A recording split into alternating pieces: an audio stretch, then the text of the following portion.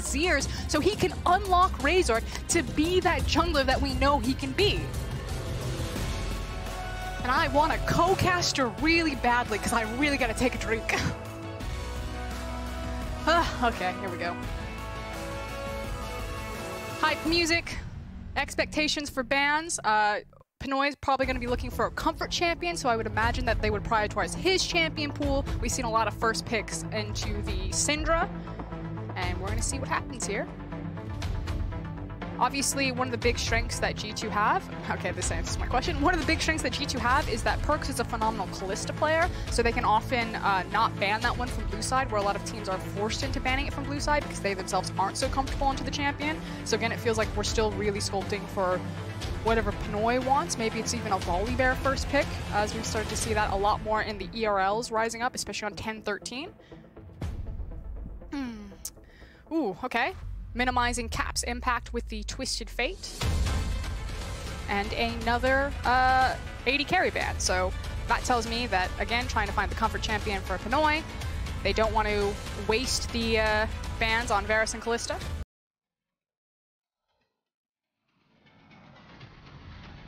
Sorry, talking to my producers. Oh, God bless.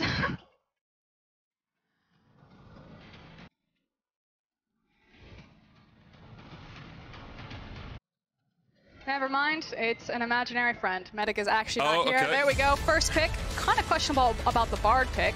Obviously, Mikyx a great Bard player. Maybe they're just trying to keep him locked down in lane. But priority picking Pinoy's champion, it looks like it's going to be the Ezreal, the snap grab. There we go, FEBIVEN's Azir. We talked about how much that can unlock Razork because you're basically guaranteed to have mid lane priority and allow your jungler to really do as he wants. And I also agree with denying an Ezreal Azir comp because the range is so oppressive when you go into team fights, and that's something that G2 really excel with. So they pivot. We talked about it at the beginning of the day. It's an AP Kog'Maw. Now, Vedi has said it on the analyst desk. AP Kog'Maw kind of works like a Xerath in a sense, in that you can outrange the Azir. Now, you're not going to be able to contest for priority until much later on when you have more points in your E and you're able to clear the wave pretty safely, usually around level 6. So Caps should be shoved into his tower. It's not going to be the same, you know, oppressive Caps flying around the map everywhere that you would expect it. But in later team fights, AP Kog'Maw can dish out a ton of damage on 10-13. He had his ratios buffed up there, as well as try to stay at a safe distance with Azir. And in tandem with Ezreal, G2 are playing that range advantage, but the counter then would be something like a dive, like a Kai'Sa. In the LPL, Kai'Sa is considered a great counter to a champion like Ezreal. You usually have to find different ways to engage onto it, something like a Nautilus. Kai'Sa can do that with her ultimate. Ezreal goes to line up his shot, pull the True Shot Barrage, Kai'Sa presses R, lands behind him, and then just 1v1 pops him like a balloon. So for Skurin, as you take a moment to take a breath, I'm just going to check to see if my audio is coming through, and it is. So we are here. I am with you. We have sorted it out. I've done some Diablo riffs, and I'm here for some more action. I'm really looking forward to this game. G2 versus Misfits is going to be a great one. Let me quickly get caught up on the draft. As you said, AP Cog is going to be really interesting. I'm ready for the solo cast. Just take a knee. Hey, okay, you can solo cast for the next couple of minutes as I get caught up if you want, Frost. It's all good, I got it. I'm explaining right now that unfortunately Jankos had some internet issues. He's trying to resolve that, but in the meantime, Medic is going to be my imaginary friend to join me. Shout out to Captain Flowers, last guy who did the solo cast, as well as LS over there.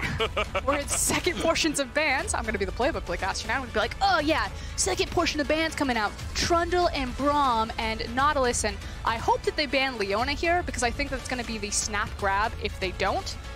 Okay, yep. You're gonna get Leona'd. You think it's just Leona lock-in? I mean, Leona works really well in this composition, but I'm wondering if there's anything else you'd want to team up with the Kai'Sa. You need a long-range engage to grab the Kog'Maw, as well as even threaten the Ezreal. But I think it's mostly to grab Kog'Maw.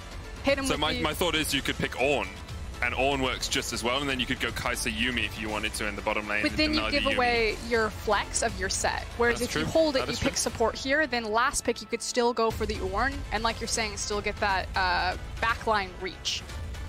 Oh, I agree with you, and so do Misfits Gaming as they lock in the Leona, and now G2 have a few decisions to make. You're looking towards your support, you're looking towards either your jungle or your top laner.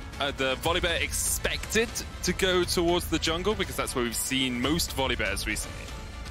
Technically is still that flex, but you are correct. Of course, now they need to grab some sort of safety since you have the hard engage coming from Leona. So grabbing the Tahm Kench. I think one of the issues that G2's comp has is they really need zone control right now. So while I would prefer if they went to more of a like heavy AD champion, I think they need something that's going to control space in front of them. That would do it. Okay, so going for Beyblade here, if the top is spinning multiple times, I actually don't care if Wukong hits anyone. Mordekaiser is open. He's going to get immediately Mordekaisered. I don't care if Wunder wins this 1v1. I don't care if he actually hits on anyone or gets into the backline. If he does, it's a bonus. He actually just needs to create time and space for Caps and Pinoy to use their range. On the other side, Misfits Gaming's composition, they're going to get the counter pick in the top lane of the Mordekaiser versus Wukong. We talked about how Wukong's passive helps him much more against AD champions rather than AP. Mordekaiser can also just pull him immediately from a fight with his ultimate, which is why he's often seen as a counter. You then also have great range and priority to open up Razork with FEBIVEN on the Azir, and then Kobbe's counter of Ezreal with the Kaisa as well as Leona. So I think Misfits Gaming, my personal opinion, have the better comp. But we'll see if G2 can out-team fight with this one and without perks. Yeah, I think it's going to be really interesting. And of course, you're putting a lot on Pinoy to stay safe in team fights. You have that front line to protect him. Of course, you've got the Tahm Kench as well. But with so much being invested in keeping Caps alive, Pinoy kind of has to rely on himself and rely on his positioning in these fights to do well. The last time we saw G2 play with a sub was when they played with Promisq against Fnatic, and it was one of the best games I've ever watched. We'll see if that happens today.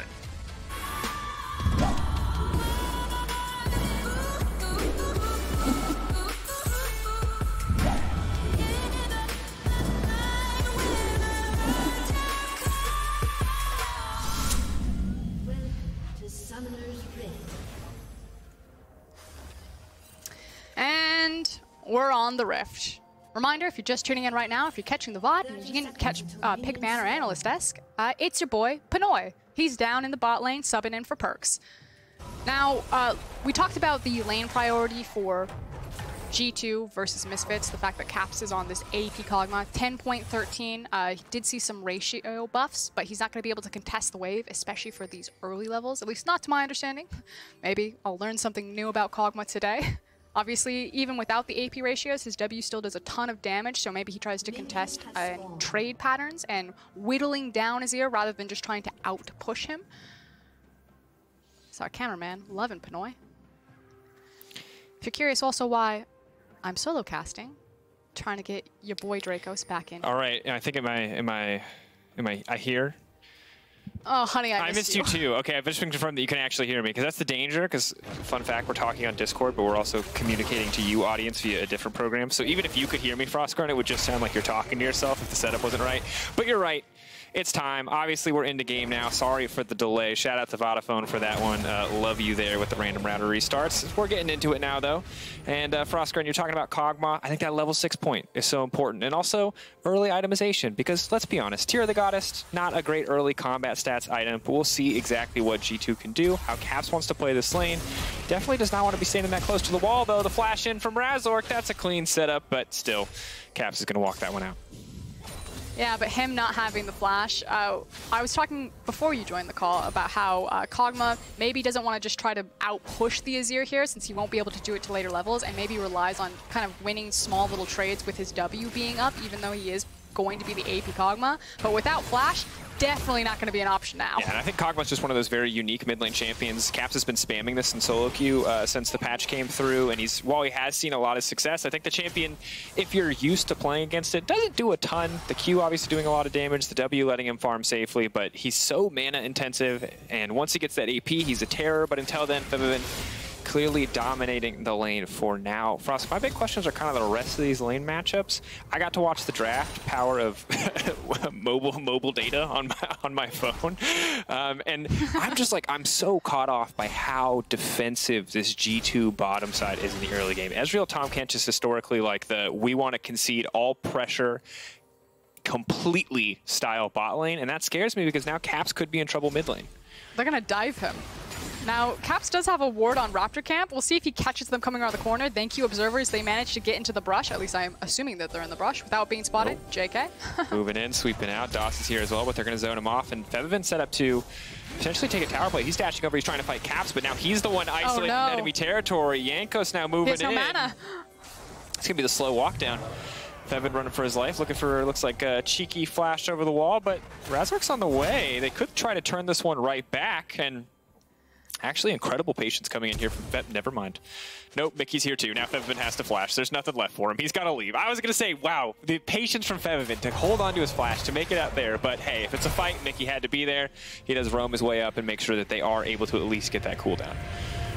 The whole family just showed up there. The fact that both supports walked up, Mikyx with the delayed waddle, and now you have the flash missing on FEBIVEN. Of course, the obvious thing is that's not going to punish the Azir as much as it will punish Kog'Maw.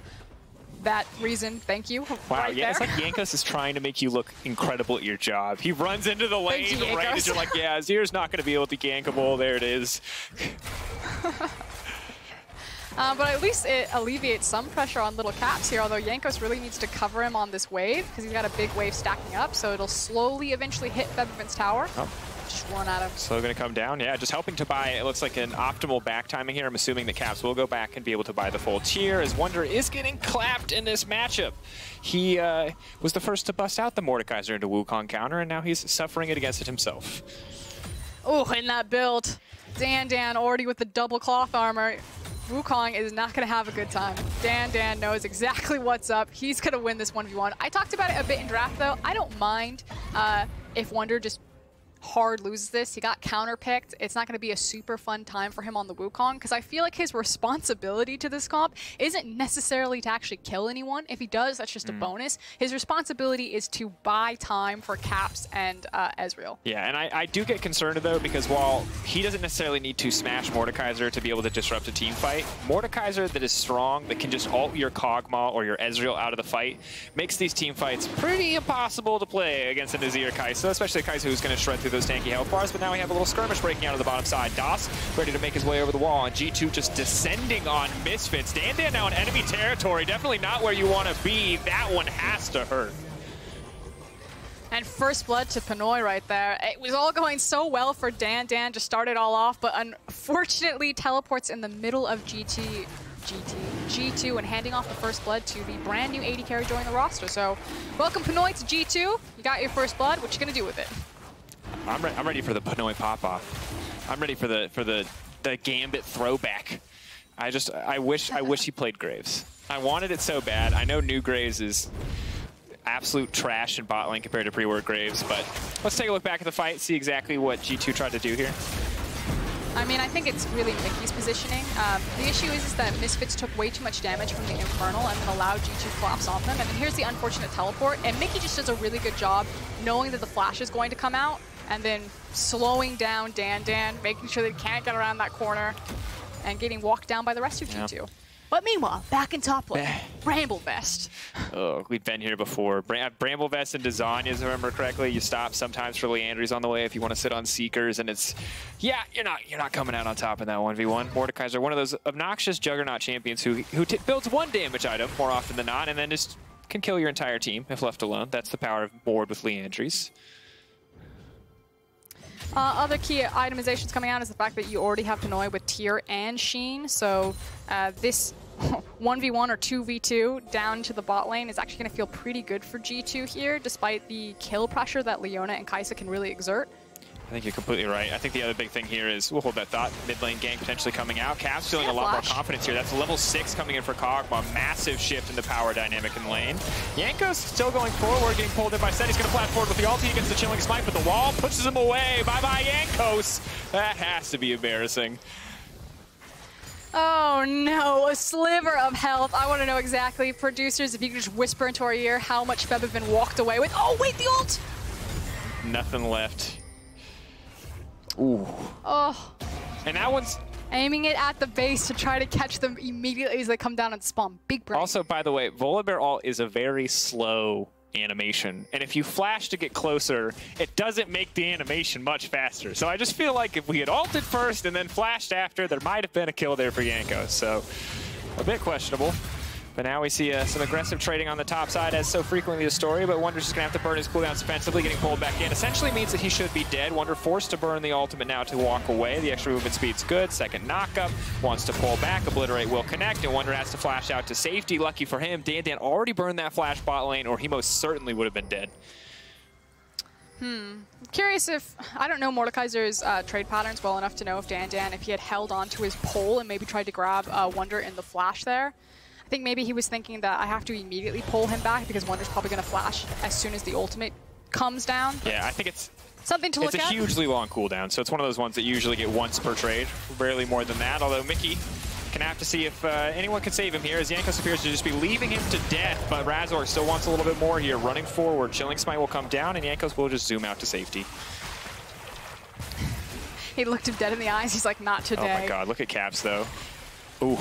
That damage. That's 2 for 3 on the Bio-Arcane Barrages. Of course, does get very expensive if you spam it too much, but makes it very easy to bully out in small burst windows. So far, though, in this game, we've had a lot of skirmishing back and forth, especially over this river. I think things need to calm down a little bit more. FEBIVEN, I think his flash has just now come off of cooldown, so he could be looking for the scoop on Caps here. The what? The goop?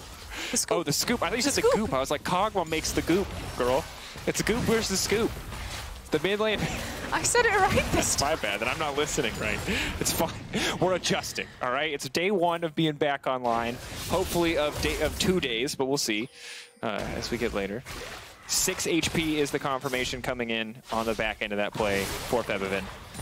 Fancy feet, it's just not fair. is what we have to keep our eye on. A fast enough FEBIVEN can surely sidestep all of these, but it will definitely be difficult. So right now we're playing for Herald. That's why Mikyx's in the mid lane, helping support Caps while he pushes for priority here. Wunder currently in a 1v3 situation, but they should spot out Jankos here. Okay, what's going to be the call from Misfits? This is usually where the team has really struggled. It's setting themselves up for proper fights around these objectives. They are split from FEBIVEN. TP now coming in. And now at a numbers disadvantage because Dan doesn't have teleport. Benoit here just going to walk over. Using that TP to cheat priority a little bit, as Mordekaiser will take up his home on the top lane, but that's the difference in summoner spells so far. Of course, Kobbe does have the exhaust, so if the fight breaks out, not able to steal that one away. Mikyx should grab the Herald here, and Razork potentially in trouble. Jankos going in, he gets the knockback. That's going to be big. Ezreal coming forward, forcing early haymaker now. The shutdown comes in as well, and FEBIVEN's going to be in trouble, but he just dashes out to safety. Well played by G2. And it's just those small mistakes, you know, Razork just getting caught out barely right there, and now forcing a shutdown over into the AP Kog'Maw's hands, and that is going to be exceptionally painful as he's getting all these plates on top of it. Caps is going to be so rich on this next back. Now, meanwhile, cross map, you can see the picture-in-picture, thank you, observers, focusing on, oh no. FEBIVEN. Oh, we got it! Half health.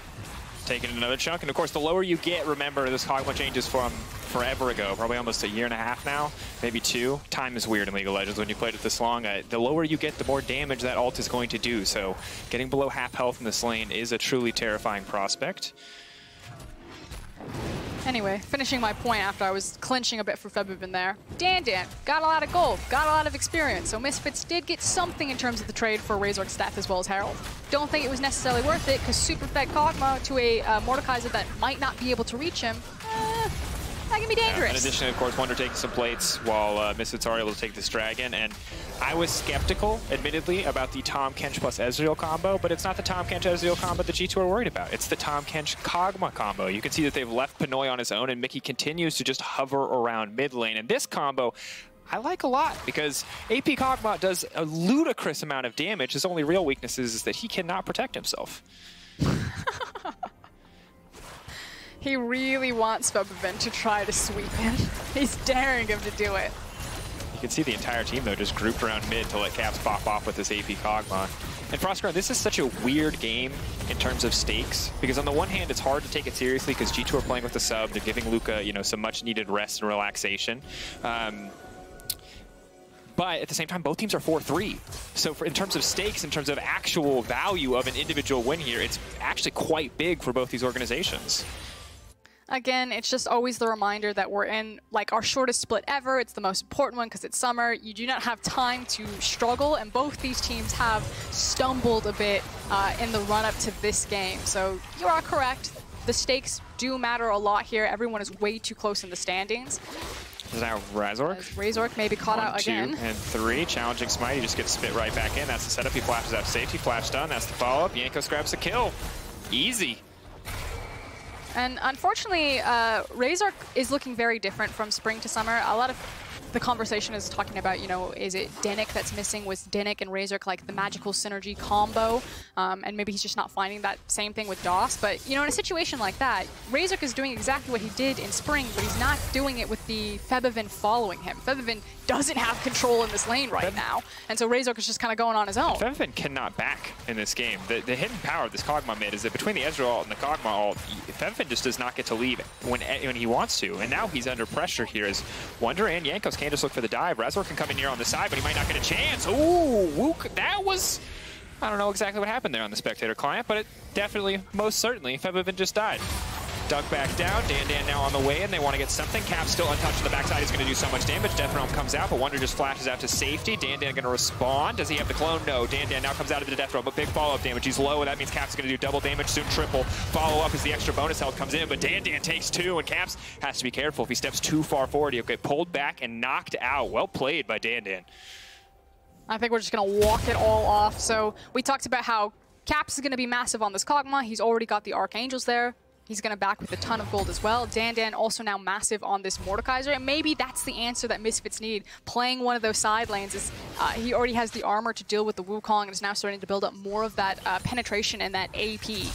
But the unfortunate thing still is that while Dan's strong, unless Caps walks into him, it's still going to be really difficult to threaten G2's damage dealers on the back line. Very much the case. We take a look back at this replay and see the execution here, and I gotta say it again. The stopping recalls thing is just so obnoxious. Jankos, you're a genius. That's exactly it. It is so broken. It's so obnoxious. Here's the one that we have to look at, because it looked like Wunder got pushed out, but I guess the dot was enough to kill him. Oh. No, okay, that was just mad questionable both times we watched it. Don't know what happened there, folks. Spaghetti code. I don't know. He teleported. New patch. It's the Vodafone. Wukong is actually Son Goku. He can just instant transmission anywhere he wants to one-shot you. It's how we do it here. Yikes. Oh well. I think FEBIVEN was dead either way. It just looked a little bit odd on our end from a spectator client perspective. But I like that we're flashing the gold up here. Thank you, production team. But you can see Caps is wildly far ahead of everyone. 1,500 gold in the lead. Has now... Do you think he'll... Oh. He's already... Bye, Pinoy. Okay. Back to the main point. Caps already has the... what's the word? Needlessly large rod sitting in his pocket. Do you think he goes Death Cap here and just goes for like the most amount of flat AP, or do you think he goes Luden's Echo for the... I think... push? I mean... Luden's Echo is Lost Chapter Blasting Wand, right? So it would be, it has to be either the movement speed item, which name is currently evading me, which I doubt. Oh, Spellbinder. I will hold that thought. Jankos once again caught out. We're starting to see the power of the Kai'Sa-Leona combo, but Jankos is just a little bit too speedy. Frost, I think it's Death Cap. I think that damage against specifically Kai'Sa and the Azir is just too powerful to give up. But now, has Mickey in trouble. Maybe some picks.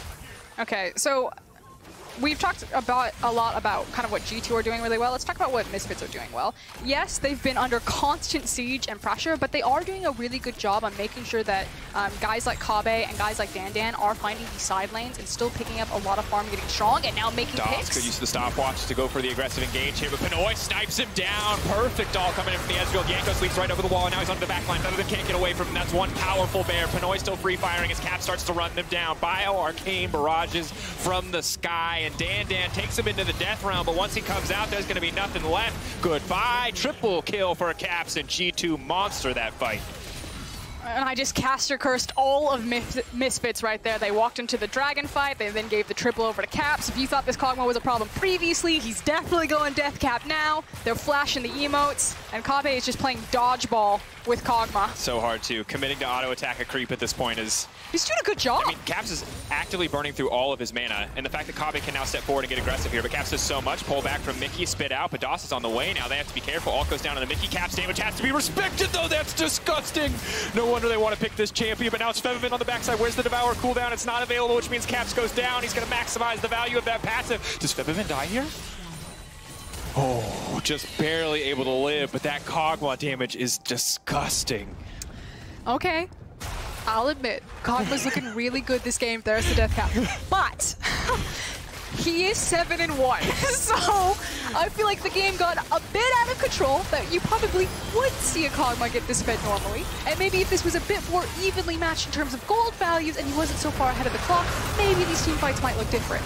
But this is the team fight that we do have. Pinoy, shout out, excellent snipe right there. I liked initially what Misfits were trying to set up here, but yeah, it quickly dissolved with the reach, range, and power of Kog'Maw and Ezreal. Very true, and this is a game that I feel like is an absolute nightmare for Kai'Sa, because normally her big strength compared to other carries is she just gets to get in your face, out DPS you when you're isolated, but when Kog'Maw has this many kills, it's no longer your strength. Look at that damage, 8K in the last team fight. That entire skirmish was 8K. That is, whew, that is too much. Can I see how much damage, production, can we get how much damage he's done the entire game so far?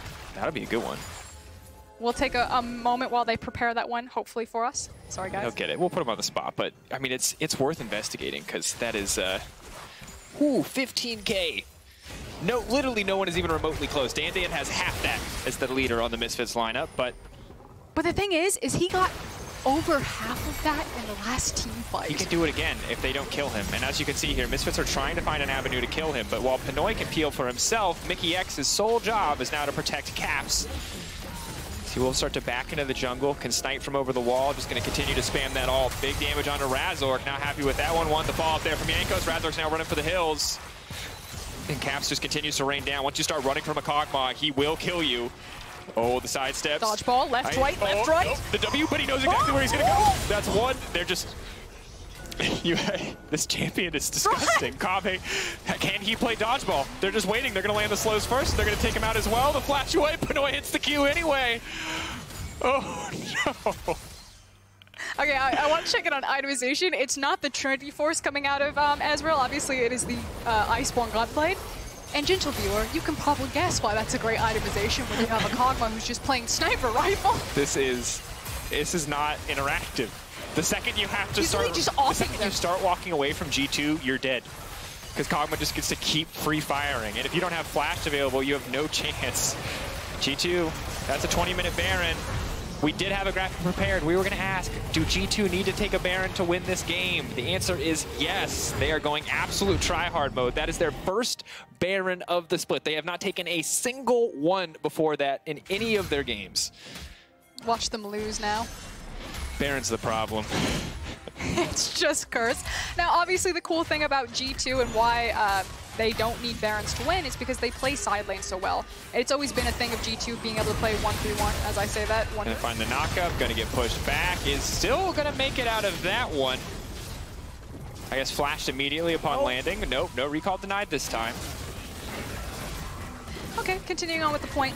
Because G2 are able to play multiple lanes so well and play a pressure game that doesn't revolve around creating pressure around monster objectives, that's why they don't need Barons to win. And that's why a lot of analysts really love G2's playstyle and why they've been dominant for so long. So it's reflected in that stat.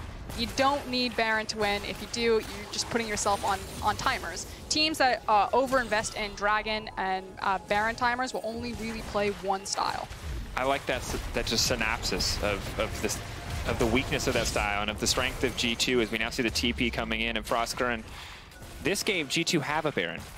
They also have a Kog'Maw with an 8-stack Medjai's, a Death Cap, and a Seraph's Embrace. So I feel like whatever G2 was playing before, they're playing the game on easy mode. They got that, they turned the difficulty down, and now they just want to close it out as nice and as clean as possible.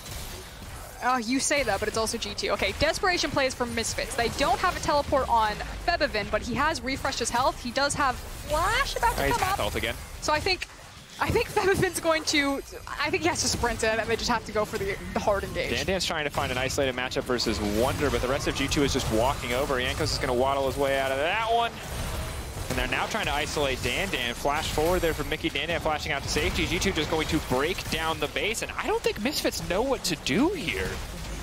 The problem is that none of their members are full health when they need to be. What? Like, Oh my god. FEBIVEN literally walked off the spawn, got half health, but the thing was, is as he was running back, more of his team got chunked out. So it's probably like, okay, I'm gonna go heal up and then I'm gonna come back and we're gonna look for the fight. And as soon as FEBIVEN gets back there, DOS is on 25% HP. They're never all full health. This is an incredible performance from G2 and especially from Caps on this Kog'Maw mid. The team really setting up for success in so many of these fights, but it's a PSA, don't play this champion in solo queue. This is not what it looks like without a coordinated team behind you. They have to go in, they're going. The big set to start off. They pulled Kog'Maw back, but Mikyx has said no. He saved him for now. DOS wants to re-engage, but he's not going to get the chance. FEBIVEN flashes in, but Caps is still alive. The Volibear goes. They know their only job is to peel for Caps, and as a result, Caps just gets to kill every single member. That's the double. Dandan's going to come out. Caps lining up for the triple, and Mickey's going to take it away in the end. Are you kidding me? G2 not touched in that team fight.